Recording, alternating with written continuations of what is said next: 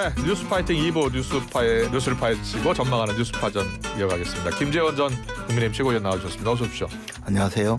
안녕하세요. 오늘 정치권 이슈 잘 풀어주세요. 곽종근 전 사령관 통화 녹취록이 공개가 됐잖아요. 네. 누구는 양심 선언하라는데 내가 어떻게 하겠나.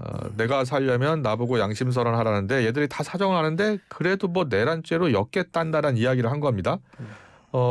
국민의힘은 증언 회유 정황이라는 거예요? 그건 뭐 틀림없는 사실이죠. 그런데 이제 정작 그 양심 선언해라. 네. 무슨 저 여러 가지 회유를 한 사람이 예. 민주당이 아니고 예. 고등학교 동기랍니다. 고등학교 동기다. 근데 고등학교 동기가 내란죄로 엮겠다고 한다의 상대방이 될 수가 있나요? 예. 양심 선언을 하라는데 내가 어떻게 하겠냐. 그 양심 선언 하라는 데는 고등학교 동기일 수 있다. 그런 거는 있을 수 있지만. 내란죄로 엮겠단다 이 부분이요? 그러니까 이제 예. 이 협박이 들어오고 있는 거잖아요. 지금.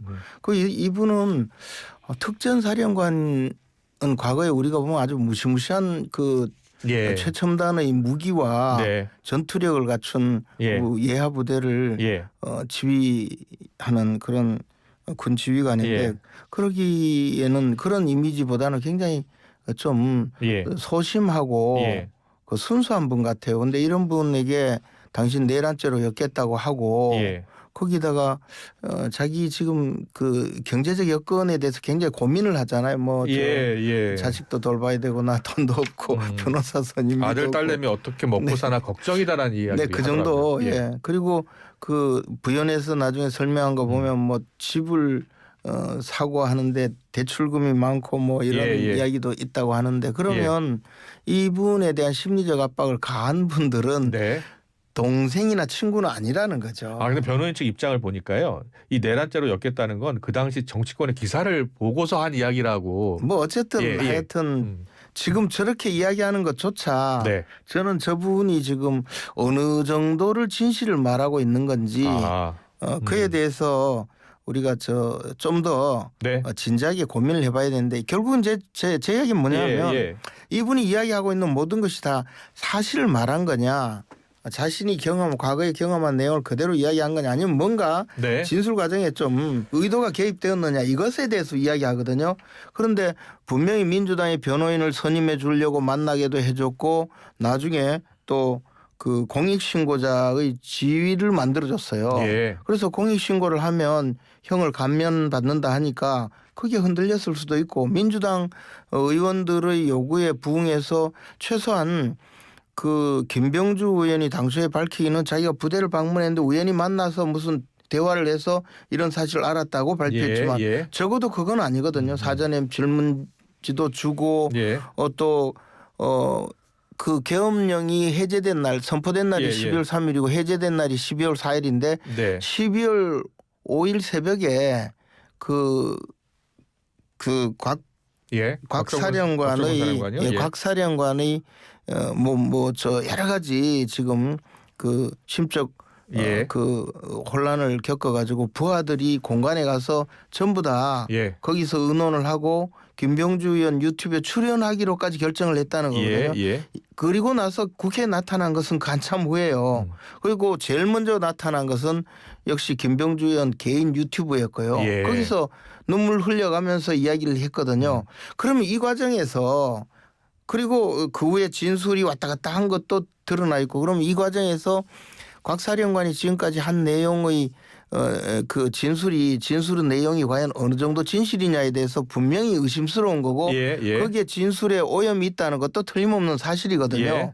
그러면 지금 헌재에서는 이런 상태에서 그냥 뭐 그거는 당신들 주장이고 우리는 판단하고 넘어가겠다고 했을 때 이 판결의 그 선고에 대해서 얼마나 많은 사람들이 수용을 하고 납득을 하겠느냐 아니면 뭔가 잘못되었다고 하겠느냐 이것을 돌이켜봐야 된다는 거죠. 그런데 곽 전 사령관뿐만이 아니라 다른 군 간부들도 들었다는 거잖아요. 그러니까 국회의원들을 끌어내라 문을 부수고라도 끌어내라라는 이런 진술은 곽종근 사령관만 있었던 건 아니잖아요. 그런데 이제 그 진술이 곽종근 사령관으로부터 들었다는 이야기이고 그의 그 진술에 관여한 사람들도 또 김현태 단장 같은 예. 경우에 말이 바뀌기도 하고 예. 그럼 초기에 협의했는 내용과 달라지고 있는데 민주당의 의원들이 김현태 단장을 마구 타박을 하고 공격을 하고 심지어는 그 수사해야 된다고까지 예. 했잖아요. 이 점에 대해서 그럼 어떻게 볼 거냐 하는 것을 지금 우리가 이 혼란 상황을 그냥 두고 지금까지 진술을 그냥 넘어가서는 안 된다는 알겠습니다. 거죠. 예. 이 부분은 이제 잠시 뒤 민주당 김영진 의원에게도 같은 질문을 드려보겠습니다. 그리고 윤석열 대통령이요. 탄핵 심판 결과 지금 여러 예측이 나오고 있잖아요. 네. 인용될지 기각될지 각하될지 의견이 분분한데 어떻게 전망하세요? 일단 각하될 가능성은 저는 없다고 봅니다. 왜냐하면 각하가 되려면요. 그 각하 결정을 하기 위해서 또 8명의 재판관이 그 표결을 해야 되는데 예. 과반수가 돼야 되거든요. 먼저. 예.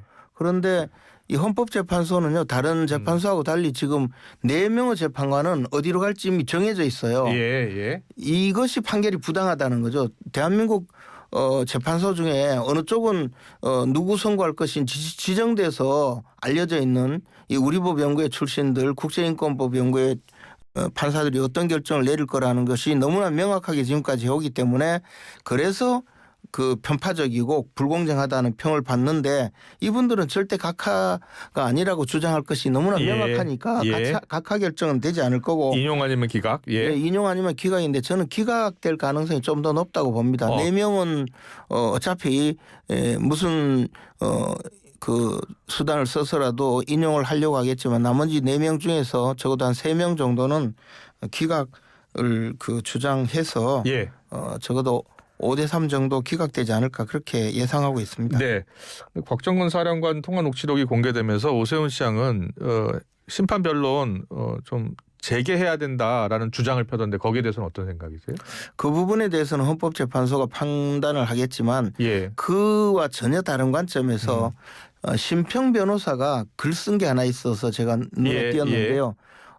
그 심평 변호사 이야기는 문영배 대행이 일단 그 평의를 해보고 만약에 기각될 것 같다. 5대3 정도로 기각될 것 같다 하면 판결 선고를 하지 않고 변론 재개를 요구할 거다. 그렇게 변론 재개를 해버릴 거다 하면서 강하게 비판을 하던데요.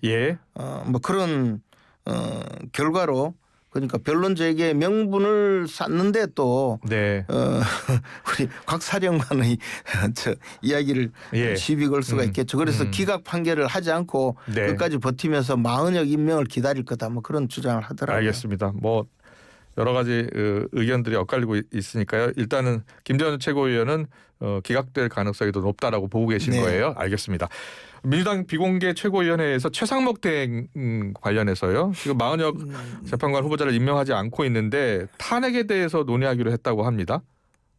근데 민주당은 절대로 탄핵하지 않을 겁니다. 할 수도 없고요. 왜냐하면 한덕수 국무총리 탄핵을 무도하게 결행을 하는 바람에 민주당의 지지율이 떨어지고 지금 이렇게 상황이 반전이 됐거든요. 최상목 대행까지 탄핵했다가는 뭐 그 여파가 어마어마할 거고요. 또 하나는 그래서 실익이 없죠. 왜냐하면 그러다가 한덕수 총리가 복귀해버리면 아무 그 의미가 없어지고 또 마은혁 재판관을 지금 임명하면요. 이게 변론 재개 이후에 공판갱신 절차 진행으로 사실상 그 굉장히 윤석열 대통령의 탄핵 심판 절차가 지연될 가능성이 있고 그러다 보면 도리어 이재명 대표의 선거법 위반 사건이 항소심 선고뿐만 아니라 대법원 선고까지 나중에 이루어질 가능성이 있어서 이재명 대표는 의원직을 상실하고 불체포 특권이 상실되고 그리고 교도소로 가야 되는 극단적인 상황까지 있을 수도 있거든요. 그래서 절대로 최상목 대행을 탄핵 소추하지 않을 겁니다. 그렇게 예상을 하고 계시고요. 그 한덕수 총리의 탄핵 심판 선고는 좀 늦어질 것 같다라고 이야기가 나오고 있잖아요. 한덕수 총리 탄핵 심판을 늦추기 위해서 그렇게 한 것 같은데요. 국회 측에서는 이제 검찰 수사 결과를 그 요구해서 보자고 요구했고 수사 결과 보고서 제출을 요구했죠. 그전에 김영두 재판관이 필요 없다고 했다가 다시 받기로 했는데요. 검찰에서 못 주겠다 했죠. 그럼 그랬습니다. 빨리 선고해야 돼요. 예. 근데 뭐 헌재가 지금 의도가 뻔히 보이니까 예. 아마 미루다가 일반적으로 예상하기는 윤석열 대통령의 탄핵 심판 선고 때 같이 할 수도 있다 이런 예상이 그렇게 나오는데 보세요? 이것도 굉장히 잘못된 일이죠. 예. 한덕수 총리의 탄핵 심판은 빨리 선고하는 게 맞습니다. 예, 예. 대한민국 국민 중에요. 이재명 대표까지 포함해서 한덕수 국무총리가 실제 탄핵 대리라고 생각하는 사람 없습니다. 그럼 빨리 이 문제를 해결해 주는 것이 맞죠. 헌법재판소가 이제 검찰에 이 국무위원 수사 기록 제출을 요구했는데 어제 검찰이 이제 거부를 했어요. 네. 거부하면서 대통령 사건에 낸 자료를 활용하라는 거예요. 이미 다 냈는데 예. 그걸 받겠다고 하는 게 말이 예. 됩니까? 그런데 만약에 한 총리 심판 선고 일정이 늦어진다면 윤 대통령 탄핵 심판도 더 미뤄질 가능성도 있다고 보세요? 저는 그렇게 보지 않고요. 예. 한덕수 총리는 탄핵 기각을 선고해야 되지 않습니까? 그러면 민주당이 정치적으로 상당한 비난을 받을 거예요. 예. 그러니까 문영배 재판관이 이 일종의 민주당의 그 도우미로 나서서 이런 일을 벌이고 있는 것 아닌가 하는 의심을 받고 있는 거죠. 그러니까 예정대로 법대로 빨리 선고하는 게 맞습니다. 예, 알겠습니다. 이 선관위 채용 비리 관련해서요.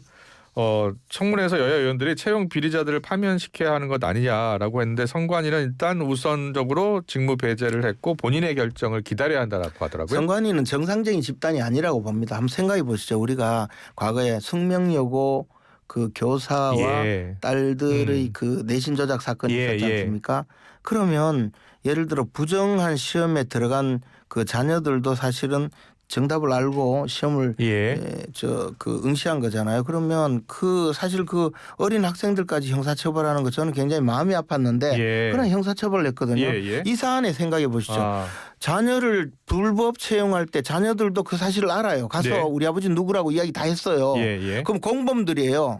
이건 위계 공무집행 방해죄의 공범들이거든요. 그러면 빨리 징계를 내서 처분을 해야 되는데요. 이걸 가지고 자신들 그 자식들이 자진 사퇴하지 않으면 방법 없다고 주장하는 이런 정말 대한민국에 이런 공직자 집단이 있는지 모르겠어요. 이 사람들 전부 그 대대적으로 물갈이하지 않으면 그 선관위는 앞으로도 도저히 그 정상적으로 굴러갈 수 없는 집단이라고 봅니다. 예. 그러면 바로 후속 조치를 어떻게 해야 된다고 보세요? 저는 곧바로 그 수사를 해야 된다고 봅니다. 그리고 이 사람들은요 수사에 들어가면요 다 직위해제예요. 일단 직위해제 시키고 해야죠. 예, 알겠습니다. 자, 국민의힘이 사전투표 대신에 본투표 2, 3일 정도를 늘리는 법안을 발의했잖아요. 네. 그 사전투표 제도에 대해서 이렇게 많은 분들이 의혹을 제기하고 있고 이 사전투표를 해서 투표율이 올라갔냐면 큰 차이가 없어요. 올라간 거 아니에요? 큰 차이가 없다고. 과거의 투표율에 비해서 편의성을 제공했다는 건데 사실은 선거 기간 2주를 주고 선거 기간 이전에 한참 이전에 투표를 하게 함으로써 유권자의 선택권에 오히려 문제가 생길 수도 있는 거고 사전투표 관리에 이만큼 문제가 생겼으면 본투표 기간을 연장하는 것이 맞다고 저는 생각을 합니다. 그리고 특히 관내 사전투표제도 때문에 문제가 벌어지는 거거든요. 어디서 예를 들어 저 제주도에서 투표를 하면 우편을 통해서 한 이틀 후에 자기 선관위까지 우편을 통해서 전달되어서 거기서 보관했다가 나중에 개표함으로써 벌어지는 많은 문제가 있기 때문에 관내 사전투표는 없애는 것이 맞고요. 자기 그 선거구에서 투표하게 하는 것이 맞다고 봅니다. 알겠습니다. 민주당 이재명 대표가 최근 유튜브에 출연해서 민주당 일부 의원들과 검찰이 체포동의안 관련해서 짜고 한 짓이다라고 발언해서 지금 논란인데요. 이재명 대표가 이 발언을 왜 했다고 보세요? 이재명 대표는 이제 대통령이 다 됐죠. 다 됐기 때문에 한편으로는 박용진 의원도 만나고 임종석 전 실장도 만나고 하면서 운동장을 뭐 넓게 쓰자는 이 회유를 하지만 마음속으로는 뭐 그런 마음이 없는 거죠. 쏘가주면 다행이고 아니면 말고 대신 지금 선거법 위반 사건 항소심 선고가 예정되어 있고 당내에 동요하고 있는 건 사실이거든요. 제가 알고 있는 비명계 의원도 항소심 선고가 되고 나면 가만두지 않겠다고 각오를 밝힌 분도 있어요.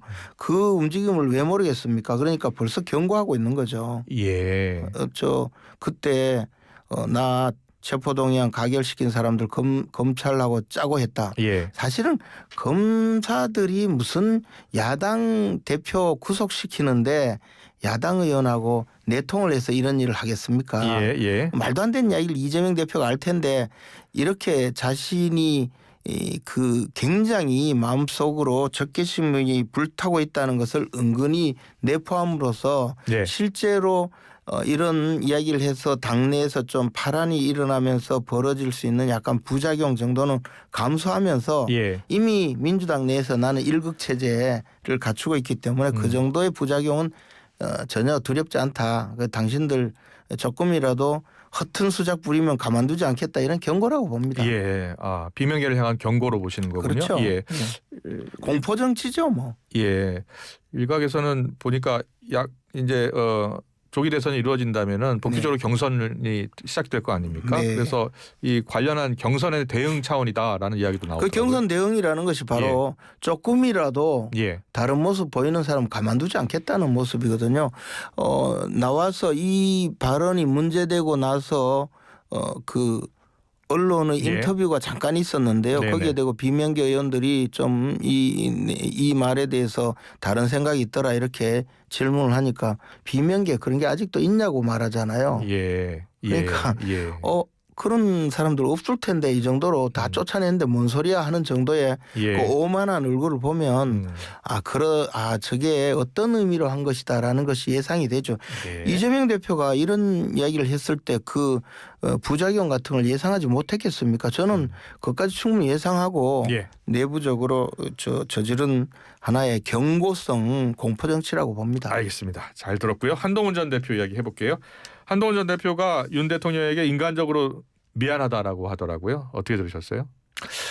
한동훈 대표 지금 계속 자기가 계엄을 막은 이야기를 하면서 여러 가지 그 이야기를 하고 있는데요. 사실 한동훈 대표가 한 것은 계엄을 막은 것은 아니고 계엄령을 해제한 것은 민주당이죠. 민주당이 계엄령 그 선포한 데 대해서 국회에서 의결을 거치는 과정은 민주당의 사실상 민주당 소속인 우원식 국회의장과 민주당 의원들이 전부 다 들어가고 한동훈 대표가 요구해서 국민의힘 한동훈 대표를 따르는 몇 분이 가서 의결에 참여했을 뿐 한동훈 대표가 없더라도 계엄령 선포는 전혀 문제가 없었을 거고 정작 계엄령 해제에 도움이 역할을 했던 거고요. 한동훈 대표가 정말 기여한 것은 윤석열 대통령을 탄핵할 때 그때는 탄핵을 요구하고 당에서 출당시키겠다고 윤리위원회 소집도 하고 이러면서 윤 대통령 탄핵에는 그 변함없이 확실한 역할을 했던 것인데 지금 탄핵 탄핵 가결시킨 역할은 이야기하지 않고 계엄령 막았다고 주장하는 것은 어불성설이라고 봅니다. 알겠습니다. 잘 들었습니다. 뉴스파전 김재원 전 최고위원과 함께했습니다. 잘 들었습니다. 고맙습니다. 고맙습니다.